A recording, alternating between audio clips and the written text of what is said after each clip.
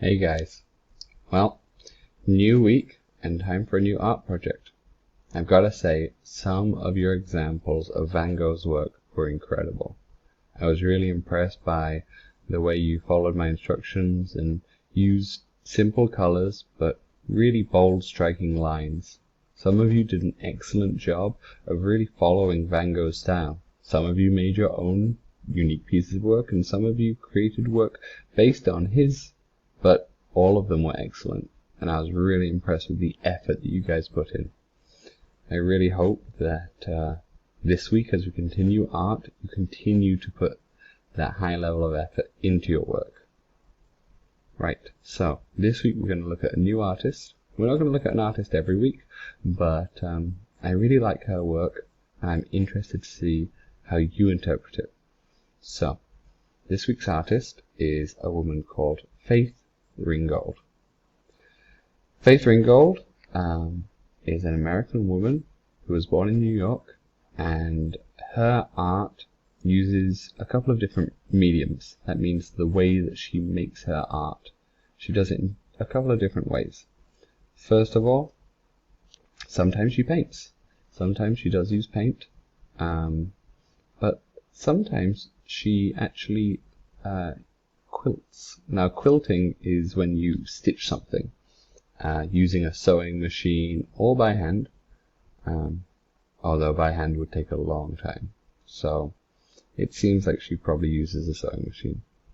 Now, down here we can see two of her pieces of work and Faith Ringgold here. And what makes her work special is she shares memories and stories through her work. So she tells a story with what's in her picture. She shows people in her picture. She shows places she knows in her work. And that's something that I would like you to do. Right now, we're going through a pretty historical moment in the world. And I thought it'd be interesting to do a piece about that. It doesn't have to be negative, it doesn't have to be sad, it can be positive. It can be about the time that you're spending with your families. It can be about the time that you're learning how to get on with your siblings. Maybe over this time you might have appreciated your parents more. Maybe you feel like you're helping them around the house more. Or maybe you're learning that parents do a lot for you, and you're really grateful for that. Whatever the case, this week I want you to create a piece of art that shares a memory or a story. It has to be a real memory or a real story. So I don't want any dragons, I don't want anything too fantastical. It has to be from your life, from your world. I'd like it to be positive. I'd like it to be inspiring, uplifting. I'd like, when people see it, to ask questions about what it is, and but also to be able to tell what you're trying to say through your image. So Faith Ringgold often has her story in the middle of her work, and then patterns around the edge. Just as with the Van Gogh work, I don't expect this to be done in a day. Use this through the week as something to turn to, something to enjoy, something when you need a brain break. Just carry on with this. Take your time with it. Enjoy it. I don't expect it to be submitted until Friday. If you submit it before Friday, that's fine, but don't rush. Show me your best. If we have a look at her work, often her drawings are quite simple, but very colourful. I would like you to make sure your drawings are colourful, but clear in what they're showing, clear in the memories that they're showing.